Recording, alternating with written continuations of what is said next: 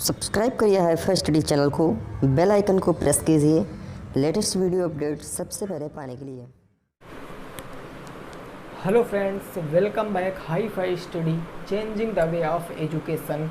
दोस्तों, आज की क्लास में हम लोग कंप्लीट एक चैप्टर को डिस्कस करने वाले हैं जिसका नाम है आपका द्विघात समीकरण, यानी कि पावर 2 वाले समीकरण आज हम सॉल्व करने वाले हैं। तो वीडियो को अंत तक वॉच करना, हर एक चीज़ आपकी समझ में आने वाली है।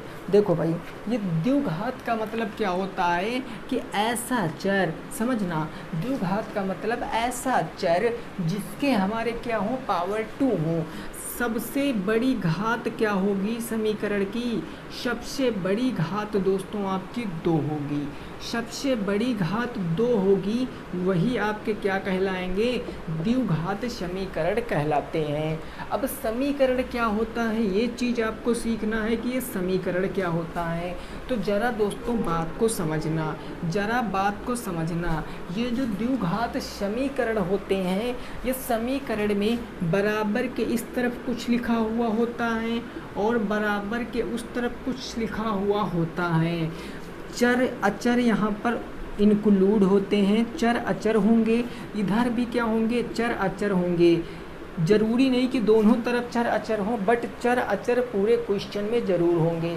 तो ये होता आपका समीकरण कि बराबर के इस तरफ चर अचर में कुछ हो, बराबर के उस तरफ चर या अचर में कुछ हो, तो वो हमारे द्विघात समीकरण कहलाते हैं। जैसे आपका एक्स स्क्वायर बराबर के प्रकार के समीकरणों का अध्ययन हम लोग करने वाले हैं। एक्स स्क्वायर बराबर के वाले समीकरणों को हम लोग अध्ययन करने वाले हैं। तो ये चीज़ आपकी समझ में आ चुकी होगी, उम्मीद करते हैं। अब मैं आपको एग्जाम्पल से समझाता हूँ। जैसे दोस्तों मैं एग्जाम्पल आपको दे दूँ, क्या दे दूँ एग्जाम्पल? मैंने कहा कि M square is equal to 81। मैंने आपसे कह दिया कि एम स्क्वायर बराबर है 81। मैंने आपसे पूछा कि यह एम की वैल्यू क्या होगी। मैंने आपसे पूछा कि एम का मान क्या होगा। तो आप कहोगे सर, सबसे पहली चीज़ आपको देखना क्या है, समीकरण है।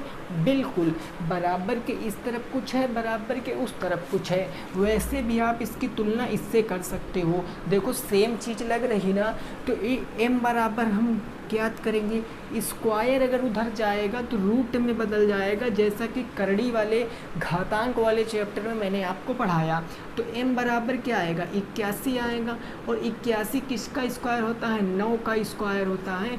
तो 9 आपका क्या आएगा, उत्तर आएगा। बिल्कुल नॉर्मल सी बात है, 9 उत्तर आएगा। लेकिन अब आपको विश्वास नहीं हो रहा है। आप कहोगे सर हम उत्तर की जांच कैसे करेंगे? तो जहाँ पर m है वहाँ पर 9 रख दीजिए, LHS और RHS बराबर आएंगे, आपका उत्तर तब सही माना जाएगा। अगर मैं 9 के m के स्थान पर 9 रखूँगा तो 9 का वर्ग बराबर 81, यानी 81 बराबर होगा 81 के, यानी LHS RHS के बराबर है। कहने का मतलब जो उत्तर आया है वो 100% सही है। जो उत्तर आया है वो 100% क्या है, सही है। तो ये इसके अंतर्गत हमें ये चीज़ सीखना है। और एक चीज़ हमें और सीखना है, इसका आप स्क्रीनशॉट ले लीजिए, फिर उस चीज़ को हम लोग सीखते हैं। ठीक है ना भाई?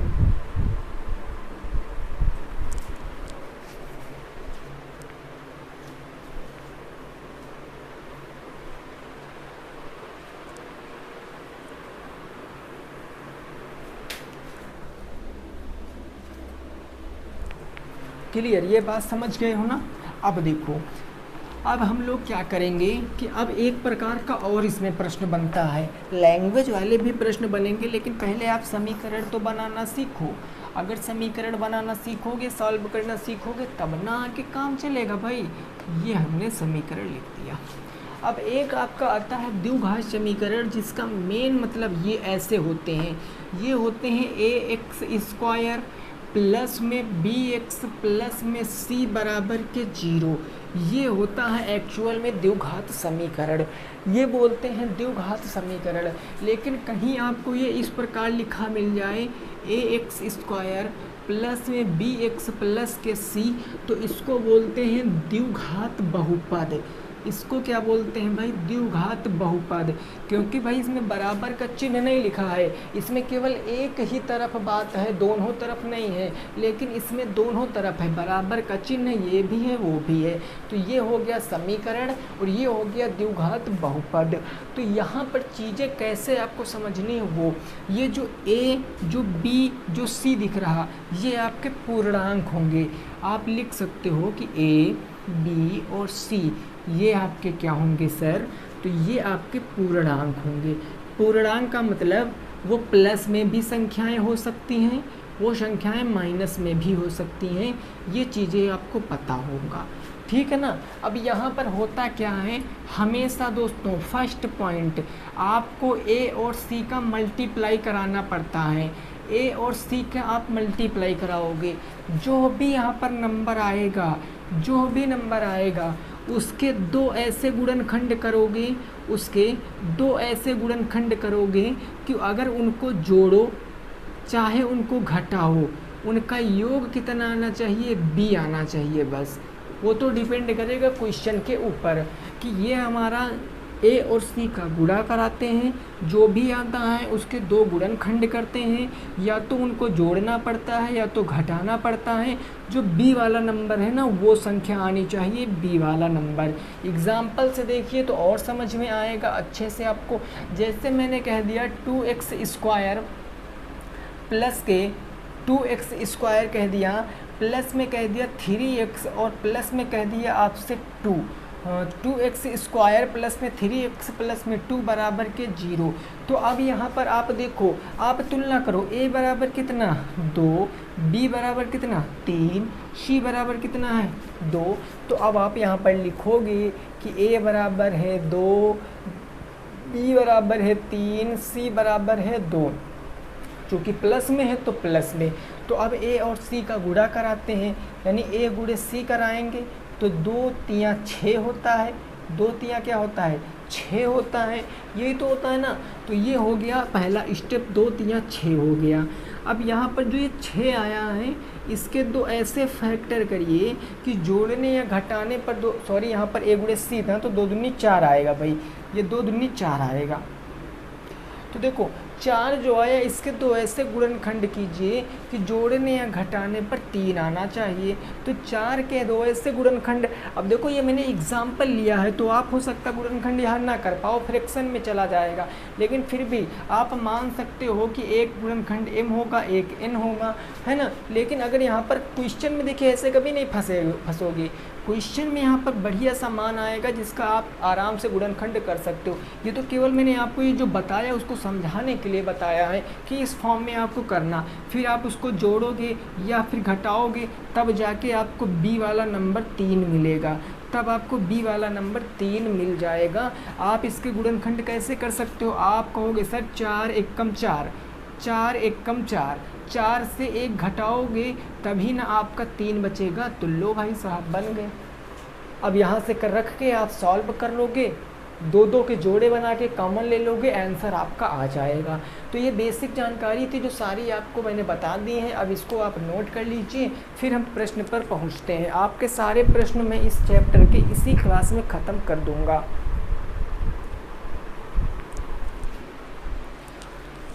ठीक है भाई, बोलिए समझ में आ गया कि नहीं आ गया।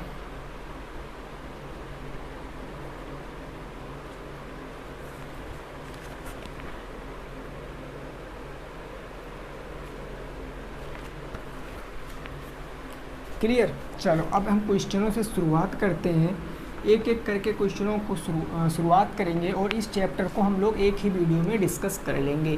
सारे आपके बुक के जितना भी प्रश्न 10, 20, 50 जो भी है वो सारा हम आज सीख डालेंगे।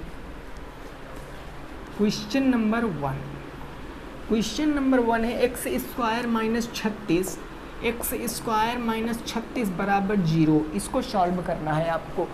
ये पहला प्रश्न है, एक्स स्क्वायर माइनस 36 बराबर के 0। इसको आप सॉल्व करके बताइए कितना उत्तर आएगा। इसको आप भाई सॉल्व करके बताइए कितना उत्तर आएगा जल्दी से। आप कहोगे सर क्या, कुछ नहीं, ये माइनस से उधर चला जाएगा प्लस में तो एक्स स्क्वायर, ये माइनस का 36 उधर जाएगा तो प्लस के 36, एक्स बराबर स्क्वायर हटाएंगे तो उधर रूट में आ जाएगा रूट के 36, यानी एक्स का मान कितना आएगा प्लस माइनस के 6 आ जाएगा, या प्लस माइनस हटाएं सीधा हम 6 लिख दें तो कोई दिक्कत नहीं है। एक्स का मान कितना आएगा 6 आएगा। बोलो समझ गए हो कि नहीं समझ गए हो। ये पहला क्वेश्चन था, बिल्कुल बेसिक था। हर एक चीज़ को सीखने के लिए बेसिक चीज़ें हम लोग सीखते हैं, पहले समझ चुके होगे। कहोगे जी सर बिल्कुल समझ गए हैं, तो ठीक है भी, अगले क्वेश्चन का उत्तर दो। क्वेश्चन नंबर 2, क्वेश्चन नंबर 2 मैंने कह दिया कि एक्स स्क्वायर बराबर 50, एक्स स्क्वायर बराबर 50, इसको सॉल्व कीजिए, इसको सॉल्व कीजिए। एक्स स्क्वायर बराबर 50, जल्दी से इसको सॉल्व करके उत्तर बताओ। देखिए मैं एक चीज़ आपको बता दूं, वो चीज़ आपको सीखना है। जैसे मैंने रूट के अंदर एक संख्या लिख दिया भाई 36 मैंने, तो इसका मतलब आप ये क्या कह सकते हो, रूट के अंदर 6 गुणे 6 नहीं कह सकते हो, तो आप यहाँ से निकालोगे एक संख्या 6, लेकिन याद रखा ये संख्या प्लस में भी 6 होगी, एक बार माइनस में भी होगी, यानी कि हम यहाँ पर क्या कह सकते हैं, एक बार इसको प्लस में कह सकते हैं 6, एक बार इसको माइनस में 6 कह सकते हैं। अगर आपसे 36 के मूल पूछा जाएगा तो 36 के मूल आपके ये होंगे, प्लस के 6 और माइनस के 6, ये चीज़ आप याद रखना। अगर कब मूल पूछा जाएगा दोस्तों, जब मूल, कई बार प्रश्न ऐसे बन जाता है एक्स स्क्वायर बराबर 50 के मूल बताओ, एक्स के मूल बताओ, ये प्रश्न ऐसे बन गया। चलो अब बताओ, अब आप कहोगे सर एक्स बराबर के रूट हटाएं, स्क्वायर हटाएंगे तो उधर रूट आ जाएगा, लेकिन अब आप कहोगे सर ये हमारा एक परफेक्ट स्क्वायर नहीं है, ये एक परफेक्ट स्क्वायर नहीं। अरे कोई प्रॉब्लम नहीं है, हम इसको 25 गुणे 2 भी तो कह सकते हैं भाई, 50 लिखो चाहे 25 गुणे 2 लिखो, बात एक ही तो है। तो x बराबर 25 बाहर आ जाएगा, या हम एक स्टेप बढ़ा लेते हैं, 25 को मैं 5 गुणे 5 गुणे 2 लिख सकता हूँ, इसका जोड़ा बन गया तो इसको बाहर निकाल लेंगे, रूट 2 बच गया तो रूट 2, यानी ये हो गया x बराबर 5 रूट 2, यानी एक बार इसको प्लस में लिख दीजिए, प्लस का 5 रूट 2, और एक बार इसको माइनस में लिख दीजिए, माइनस के 5 रूट 2, ये आपके मूल हो जाएंगे, क्योंकि मूल आपसे पूछा था। तो आई होप आपके समझ में आ गया होगा, नोट कर लीजिए। फिर अगले प्रश्न पे पहुंचते हैं, 3 नंबर प्रश्न पे, ठीक है ना भाई।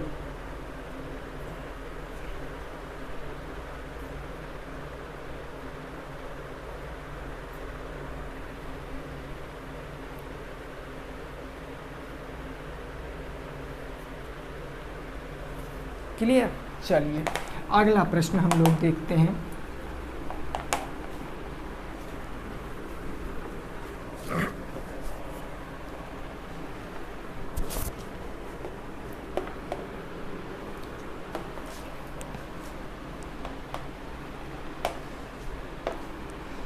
ठीक है ना, क्वेश्चन नंबर 3, क्वेश्चन नंबर 3 आपसे कहा गया कि एक्स स्क्वायर बराबर के, आपको दिया गया कितना भाई 161, एक्स स्क्वायर बराबर 161, तो आपसे पूछे हैं भाई क्या, आपसे पूछे क्या है, आपसे पूछे है कि एक्स के मूल बताओ, एक्स के मूल बताओ, ये प्रश्न बताओ। जल्दी से इस प्रश्न को सॉल्व करो और बताओ उत्तर क्या आएगा। एक्स स्क्वायर बराबर 161, तो आपको x के मूल बताना है, आपको x के मूल। आप सीधे सी बात जानते हो, क्या जानते हो, सीधी सी बात, आप कहोगे सर कि अगर मैं x की वैल्यू निकालूंगा तो √161 आएगा, और 161 आएगा कि नहीं आएगा, आएगा ना। तो आप यहाँ पर देखोगे कि हम इसको क्या कह सकते हैं, हम इसको क्या, इसको कुछ तोड़ सकते हैं हम, बोलो। आप कहोगे सर इसको हम नहीं तोड़ सकते भाई, 3 × 5 = 15, ये नहीं टूटेगा, और जब ये नहीं टूटेगा तो उत्तर हमारा क्या आएगा, एक बार प्लस में 161 रूट में और एक बार माइनस में रूट में 161, ये मूल आ जाएगा। तो मैं ये समझाने की कोशिश आपको कर रहा हूँ कि कभी कभी यहाँ पर नहीं तोड़ सकते हो तो वही उत्तर भी हो जाता है, हाँ वही उत्तर भी हो जाएगा। तो ये चीज़ आपको सीखना है। अब आगे हम प्रश्न पे पहुँचते हैं, अगला प्रश्न देखते हैं क्या हमारा है ना, इसको नोट कर लीजिए, फिर अगला प्रश्न देखते हैं भाई, ठीक है भाई। चलिए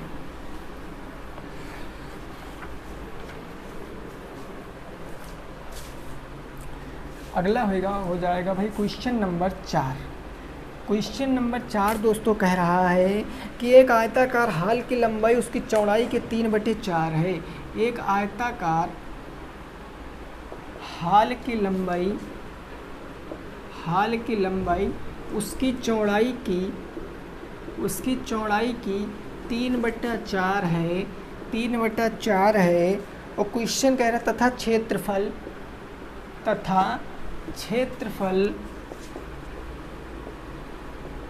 768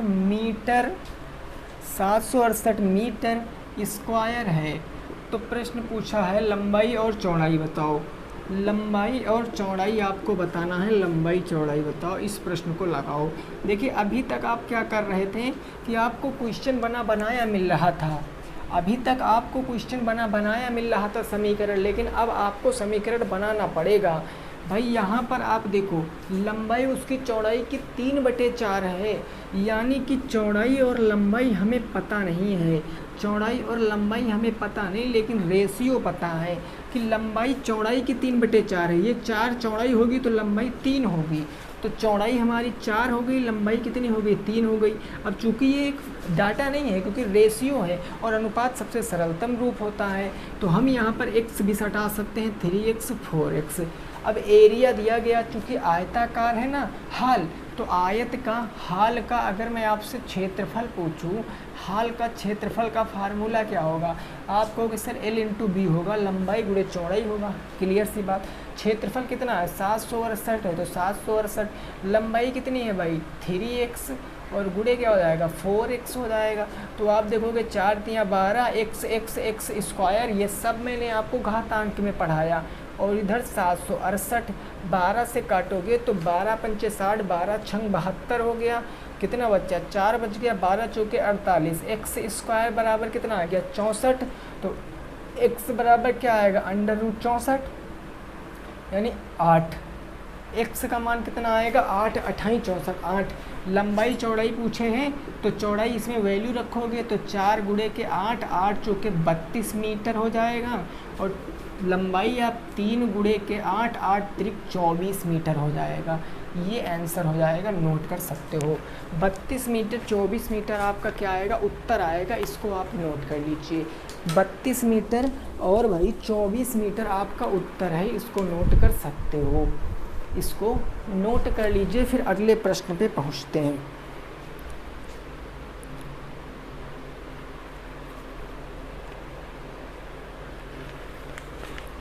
क्लियर ना?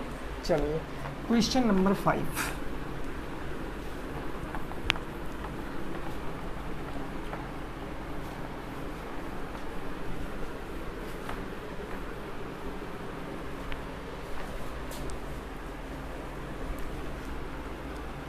क्वेश्चन नंबर 5 है, एक वर्ग का क्षेत्रफल 100 वर्ग सेंटीमीटर है। एक वर्ग का क्षेत्रफल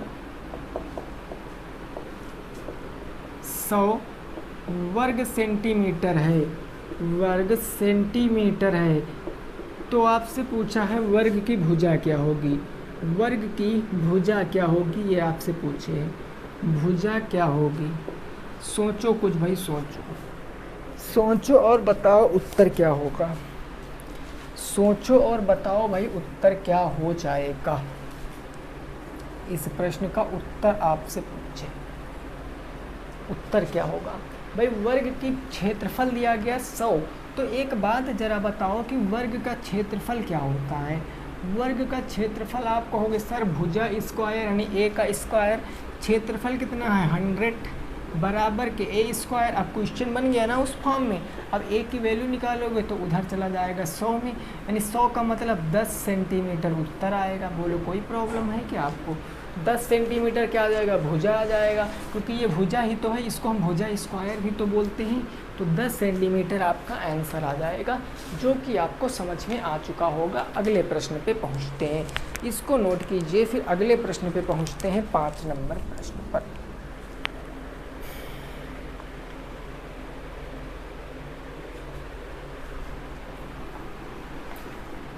अगला प्रश्न बिल्कुल ऐसा ही प्रश्न है, उसको आप सॉल्व करके जल्दी से बताओ।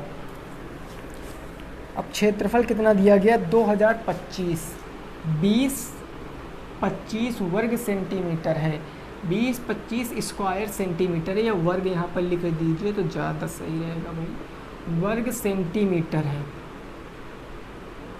आपसे वर्ग का भुजा पूछे, लगाओ इस प्रश्न को, इस प्रश्न को लगाओ और बताओ उत्तर भाई क्या आएगा।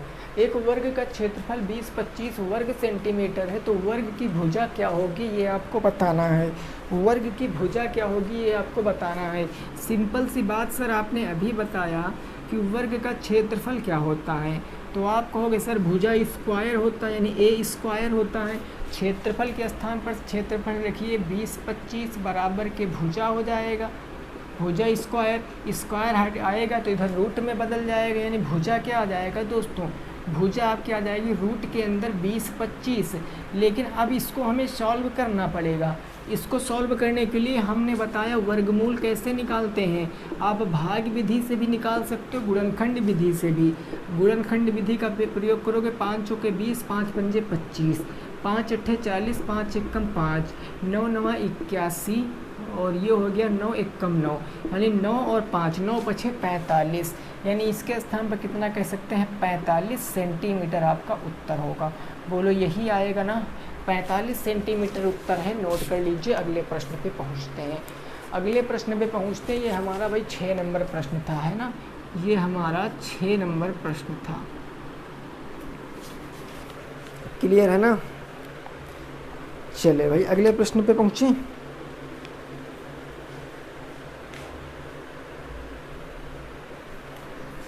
प्रश्न संख्या 7 देखिए, प्रश्न संख्या कौन सी होगी सर, अब 7 हो जाएगी।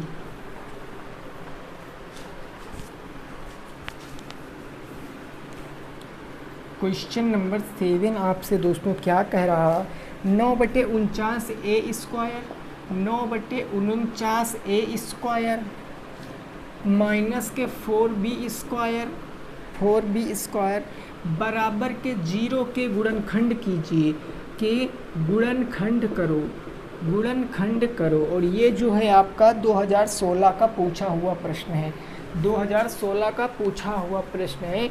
आप इसको कैसे लगा सकते हो, दिमाग में आप कुछ समीकरणें भी बीजगणित की याद रखना। सबसे पहले आप a + b का होल स्क्वायर याद रखो कि होता है a² + b² + 2ab। ये चीज़ें बताने वाली नहीं दोस्तों, आप इनको याद रखो। ये कह सकते हो a² + b² माइनस के 2ab। और आप ये भी याद रखो कि a² - b² होता है एक ब्रैकेट में a + b और एक ब्रैकेट में a - b। और एक क्यूब वाला फार्मूला याद रखिए, a³ + a + b का होल क्यूब, ये होता है आपका a³ प्लस में b³ प्लस में 3ab ब्रैकेट के अंदर a प्लस में b। माइनस वाला भी याद रखिए, a + b b का होल क्यूब, तो ये होता है a³ माइनस के b³ माइनस के 3ab ब्रैकेट के अंदर a माइनस के b। इतना चीज़ तो आपको पता ही होना चाहिए, क्योंकि लगभग पूरी गणित में इनका प्रयोग देखोगे आप, खास करके बीज गणित में तो इनका प्रयोग सभी जगहों पर होता है। अब आप इसी को क्या कह सकते हो, 9/49 है, इसको 3/7a का हम होल स्क्वायर नहीं कह सकते हैं, बिल्कुल कह सकते हैं ना। हम 4b को क्या कह सकते हैं, 2b का स्क्वायर नहीं कह सकते हैं, बिल्कुल बराबर के 0। तो अब आप देखो a² - b², देखो ये वाली चीज़ इसमें लगेगी कि नहीं लगेगी, a² - b²। तो एक बार इसको प्लस में लिखेंगे, एक बार माइनस में, वही उत्तर हो जाएगा। यानी 3/7 a प्लस में 2b, ये एक बार प्लस में हो गया, एक बार माइनस में 3/7a और माइनस में 2b, ये आपका उत्तर हो जाएगा। यही गुणनखंड हो जाएंगे। नोट कर लीजिए, अगले प्रश्न पे पहुंचेंगे, इसको नोट कर लीजिए, फिर अगले प्रश्न पे पहुंचेंगे, प्रश्न संख्या नंबर 8 पर। प्रश्न संख्या दोस्तों कौन सी हो जाएगी हमारी, 8 हो जाएगी। चलो ठीक है, 8 नंबर प्रश्न।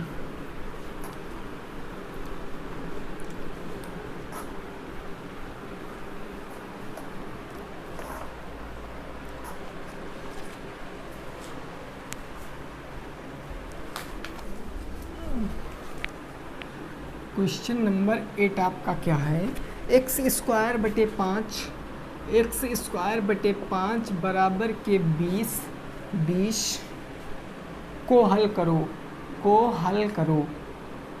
और ये जो आपका प्रश्न है ये भी प्रीवियस ईयर का प्रश्न है, 2017 में ये पूछा गया है, 2017 में ये पूछा गया है, बिल्कुल नॉर्मल सा प्रश्न है। इसका उत्तर बताओ क्या आएगा, इसका उत्तर बताओ दोस्तों क्या आएगा, इसका उत्तर बताओ, इसका उत्तर।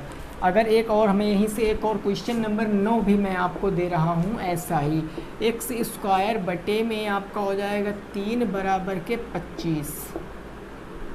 इसको भी हल करिए, दोनों को हल करके उत्तर बताइए, दोनों को हल करके उत्तर बताइए क्या आएगा। जल्दी से भाई दोनों को हल करके बताइए क्या उत्तर आएगा।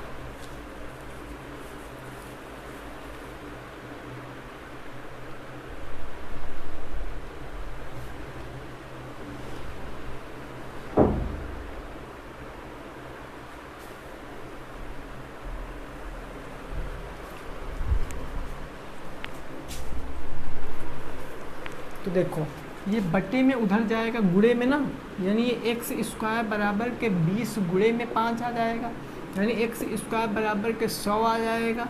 तो एक्स बराबर स्क्वायर हटाएंगे रूट में 100, यानी एक्स बराबर क्या आएगा प्लस माइनस के 10 उत्तर आएगा। ऐसे यहाँ पर आप बताओ क्या आएगा। आप कहोगे सर बटे में गुणे में, तो एक्स स्क्वायर बराबर के 25 या 75 हो जाएगा, तो एक्स स्क्वायर बराबर रूट में 75 हो जाएगा। और रूट 75 का मतलब एक्स बराबर, जो एक्स बराबर हम इसको रूट के अंदर 25 गुणे के 3 नहीं लिख सकते हैं, बिल्कुल। तो एक्स बराबर 25 को 5 बाहर ले आएंगे, रूट के 3 और प्लस माइनस में आ जाएगा, ये उत्तर हो जाएगा। समझ चुके होंगे आप ये सब कहानी, नोट करो, फिर अगले प्रश्न पे पहुँचते हैं।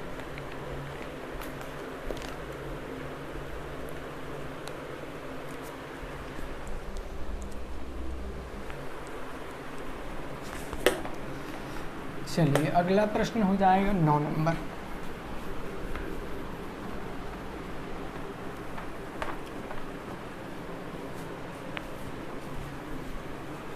क्वेश्चन नंबर 9 ये है आपका दोस्तों 9 नंबर पर, एक्स स्क्वायर माइनस के 3x, एक्स स्क्वायर माइनस के 3x माइनस के 10 बराबर 0 के गुणनखंड करो। गुणनखंड आपको करने हैं, इसके गुणनखंड आपको करने हैं। तो देखो भाई इसकी आप तुलना करो किससे, अभी जस्ट मैंने शुरुआत में ही बताया, आप इसकी तुलना करो ए एक्स स्क्वायर प्लस में बी एक्स प्लस में सी बराबर के 0। क्या इस प्रकार कुछ लग रहा है? तो मैं आपसे पूछूं ए बराबर कितना, तो आप कहोगे कुछ नहीं मतलब 1 है, तो ए बराबर 1 है। मैं पूछूं बी बराबर कितना, तो कहोगे सर 3 है, लेकिन माइनस में 3 है भाई, मैंने बताया था पूर्णांक आएंगे प्लस माइनस में। मैं पूछूं सी बराबर कितना, तो कहोगे सर माइनस में 30 है, तो माइनस में 10 है, तो माइनस में 10। अब क्या होता है, ए गुणे सी होता है ना, तो ए गुणे सी करेंगे, 1 गुणे माइनस के 10, 1 गुणे माइनस के 10 क्या आएगा माइनस के 10। इसके दो ऐसे गुणनखंड कीजिए कि जोड़ने या घटाने पर 3 आना चाहिए, तो ये होता है 5 दूनी 10। आपको 3 माइनस में लाना है दोस्तों, गौर करना मेरी बात पे, 3 आपको माइनस में लाना। जब कभी माइनस में लाना हो तो बड़ी वाली संख्या माइनस कर दीजिए, छोटी वाली संख्या प्लस कर दीजिए, बस।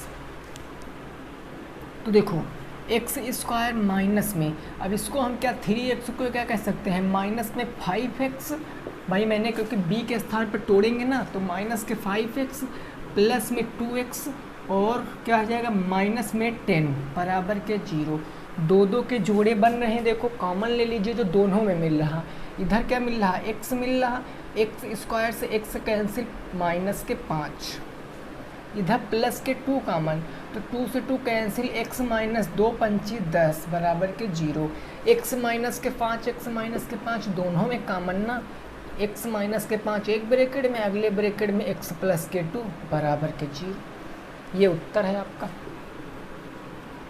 ये आपका उत्तर है, नोट कर सकते हो, ठीक है ना भाई।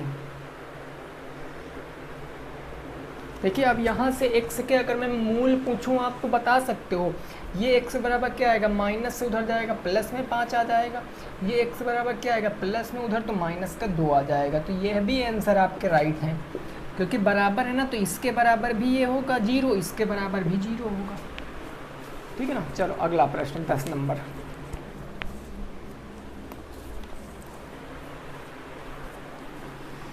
दस नंबर बिल्कुल ऐसा ही प्रश्न कराएंगे। अब इन प्रश्नों की सीरीज चालू हो चुकी है।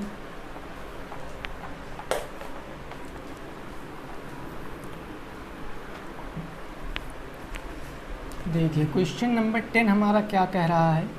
क्वेश्चन नंबर 10 कह रहा है x square minus x minus 6, x square minus x minus 6 बराबर 0। इसके गुणनखंड करो, इसके गुणनखंड करो और बताओ उत्तर क्या आएगा। जल्दी से बताओ भाई, गुणनखंड करके बताओ इसके उत्तर क्या आएगा।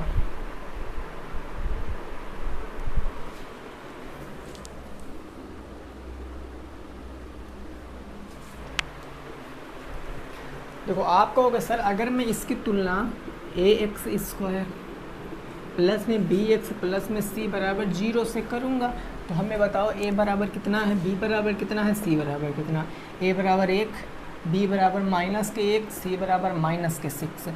ए और सी का अगर आप गुणा कराओगे, ए और सी का, तो होता है 1 गुणे माइनस का 6 बराबर माइनस के 6।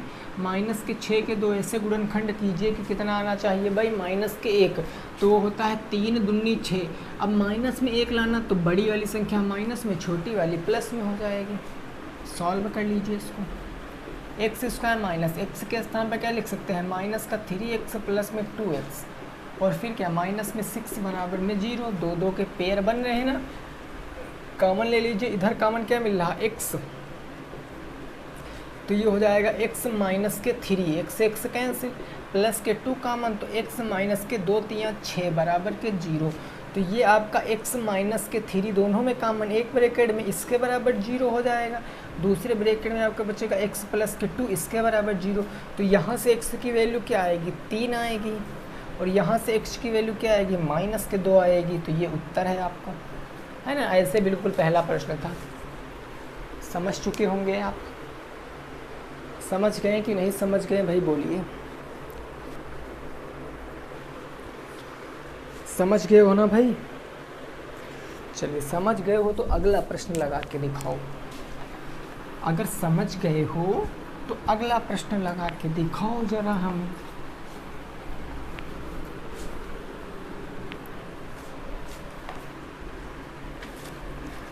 Question number 11। Question number 11 x square plus x minus के 6, ये तो भाई हो गया। हाँ ये प्रश्न बढ़िया प्रश्न है। √2 एक्स स्क्वायर प्लस में 7x, ठीक बात, और प्लस में 5√2 बराबर में 0। इसके गुणनखंड करिए आप, इसके गुणनखंड करिए आप और बताइए उत्तर क्या आएगा।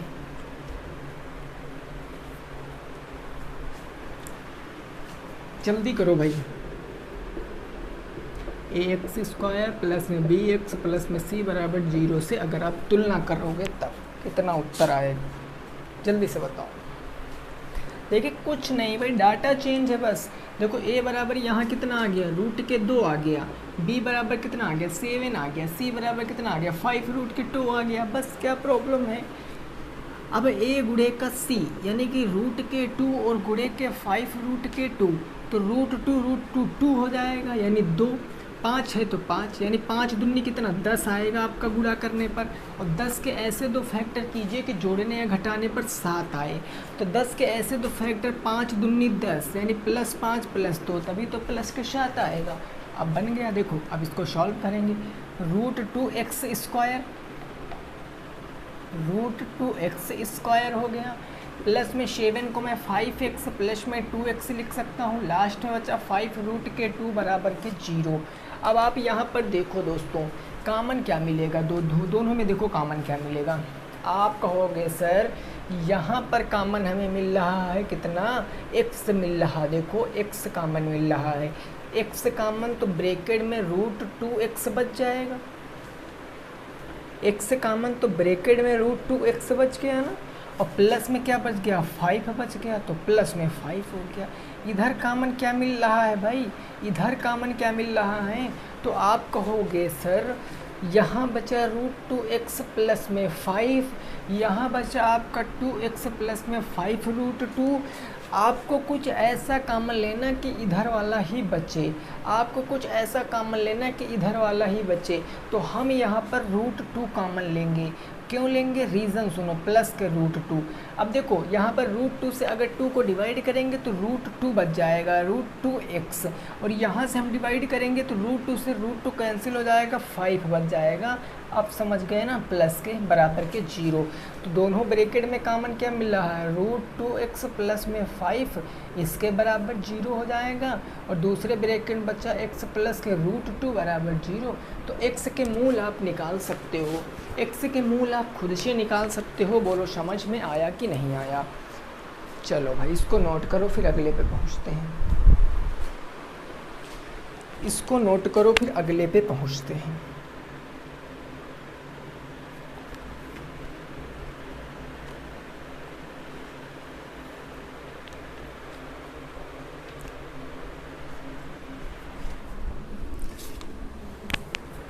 अगला 12 नंबर प्रश्न।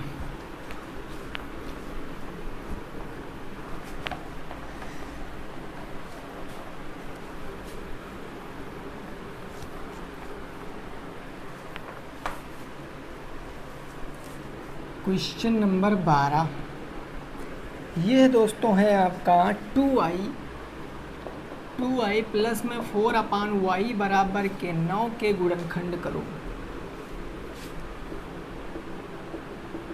और ये जो प्रश्न है आपका, ये प्रश्न 2017 का पूछा हुआ प्रश्न है दोस्तों, 2017 का पूछा हुआ प्रश्न है। जल्दी से बताओ इसका उत्तर क्या हो जाएगा।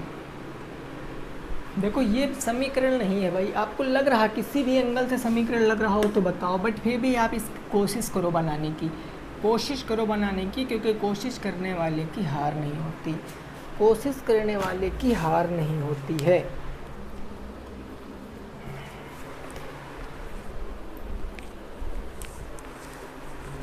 देखिए दोस्तों, मेहनत करना सीखिए, अगर मेहनत करोगे तब तो ठीक है। पता आज के ज़माने में क्या लोग है, सिस्टम क्या है कि अगर आप मेहनत कर रहे हो ना, तब भी कोई भी हो, आपका सगा संबंधी हो, आपका घनिष्ठ मित्र हो, कोई भी हो, अगर वो आपकी हेल्प करेगा तो उसके बावजूद यानी उसके उपलक्ष्य में वो आपसे कुछ ना कुछ चीज़ ज़रूर लेगा, ठीक है ना। किसी भी मतलब फ्री में आजकल कोई कुछ भी नहीं करता है। तो ये मत समझना आप लोग कि हम ये नहीं पढ़ेंगे तो वो हमारी हेल्प कर देंगे, वो हमारी हेल्प कर देंगे, वो हमारी हेल्प कर देंगे, ऐसा कुछ नहीं होता है भाई साहब। सब झेले पड़े हैं, इसीलिए मैं आपको बता रहा हूँ, पढ़िए खुद अपने आप। इतना तो पढ़ ही लीजिए कि आप अगर मान लिया कभी भी अगर आप गवर्नमेंट जॉब ना पाएँ तो इतना टैलेंट अपने अंदर रख ले कि आप किसी भी कोचिंग में, किसी भी कॉलेज में चले जाएं तो आप 6-7 हज़ार रुपये के आदमी अच्छे से बन जाएं, है ना। इतनी सी बात मैं आपसे कहना चाहूँगा बस, ठीक है ना। क्योंकि जो प्रॉब्लम अदर लोग फेस कर रहे हैं, मैं फेस कर रहा हूँ, वो आप लोग ना फेस करिए, क्योंकि जो आदमी सीखता है वही दूसरे को बता सकता है।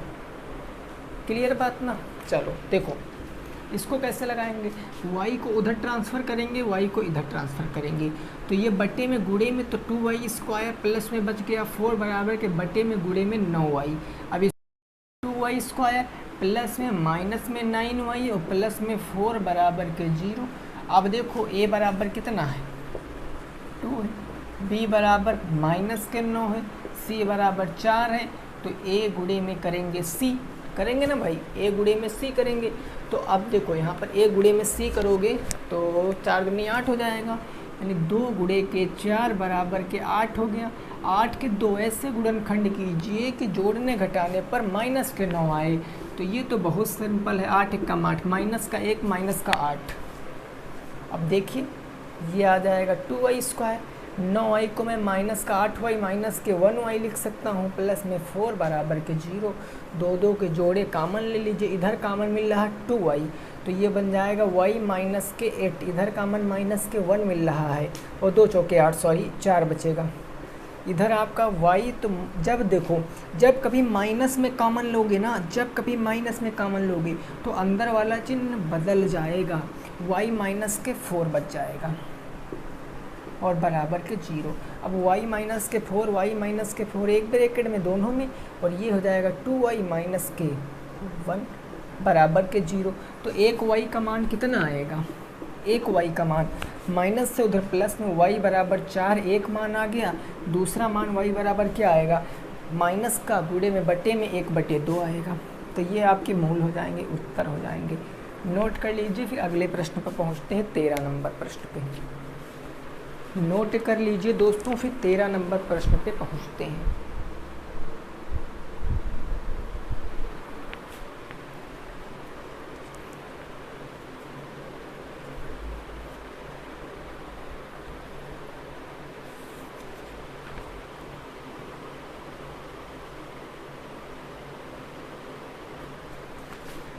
अब देखो लास्ट प्रश्न होगा हमारा, उसके बाद जब देखिए अभी ये चैप्टर आपका ख़त्म नहीं हुआ दोस्तों, ये मत समझना ये चैप्टर आपका ख़त्म हो गया।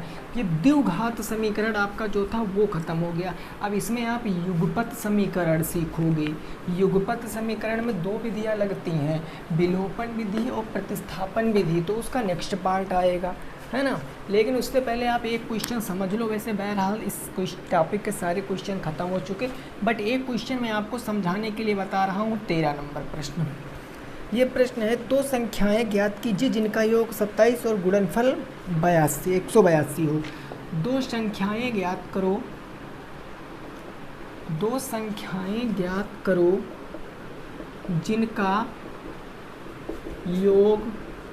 जिनका योग कितना हो जाए दोस्तों, जिनका योग हो 27 एवं गुणनफल कितना हो, तो 182 हो, 182 हो। देखिए ये आप अभी एक चर में सीख रहे थे, एक चर में, लेकिन अब यहाँ पर आप 2 चरों में सीखोगे, 2 चरों में सीखोगे। कैसे, तो समझिए, इसी प्रश्न को मैं समझाता हूँ।